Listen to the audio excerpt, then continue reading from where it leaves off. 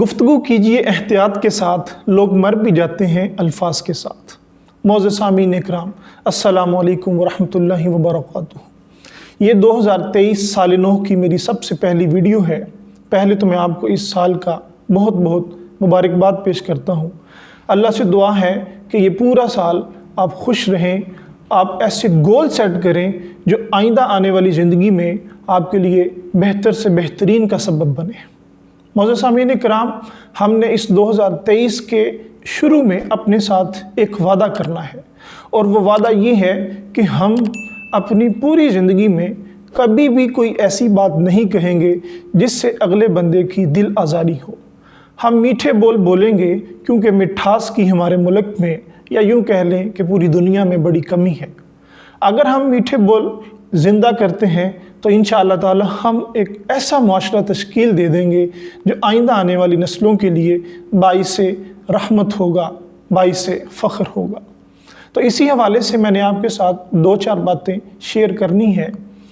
اللہ نے انسان کو اشرف بنایا، یعنی بیسٹ کریچر امنگ آل کریچر۔ اس کے پیچھے وجہ کیا ہے؟ اللہ پاک فرماتے ہیں علامہ البیان، کہ ہم نے انسان کو بیان کی صفت دی، ہم نے انسان کو ناطق بنایا، ہم نے انسان کو بولنے والا بنایا، ہم نے انسان کو ایسی زبان دی جو اللہ کا ذکر کرتی ہے۔ تو یہ زبان اللہ کا ذکر کرنے کے لیے، لوگوں کی مدد کرنے کے لیے، لوگوں کے لیے خیر خواہی کے بول بولنے کے لیے اللہ نے ہمیں دی، نہ کہ اس لیے کہ ہم لوگوں کی دل آزاری کریں، لوگوں کے ساتھ ایسے بول بولیں جو ان کے لیے رسوائی کا باعث بنے۔ تو میں آپ لوگوں کے ساتھ کوئی 2 سے 3 باتیں شیئر کروں گا کہ کس طرح سے ہم اپنی گفتگو میں اثر پیدا کر سکتے ہیں، اور ہم اپنے گفتگو کے اندر موضوع الفاظ کا انتخاب کیسے کر سکتے ہیں۔ یاد رکھیں کہ یہ جو بیان کی صفت ہے، یہ اصل میں الفاظ کی ہی صفت ہے۔ الفاظ کے ماحول میں ہم رہتے ہیں، الفاظ ہی ہمارا کردار ہیں، الفاظ ہی ہماری طاقت ہیں، اور الفاظ ہی ایک ایسی قوت ہے جو مسلمان کے یا کسی بھی شخص کے اندر ایسا ولولہ پیدا کر دیتی ہیں کہ انسان کے لیے وہ فخر کا باعث ہو۔ ہمیں اپنی باتوں میں 2 سے 3 چیزیں ایڈ کرنی ہیں۔ سب سے پہلے ہم برائی کا جواب اچھائی میں دیں گے۔ اللہ پاک فرماتا ہے کہ جو بندے برائی کا جواب اچھائی سے دیتے ہیں ان کے لیے جنت ہے۔ برے القابات سے ہمیں پرہیز کرنا ہے۔ اور دوسرے نمبر پہ ایک بڑی عام چیز کہ سچائی تلخ ہوتی ہے۔ آپ یہ بات یاد رکھیں کہ سچائی تلخ نہیں ہوتی۔ سچائی کے لیے اگر موضوع الفاظ کا انتخاب کیا جائے تو وہ بھی پر اثر ہوتی ہے۔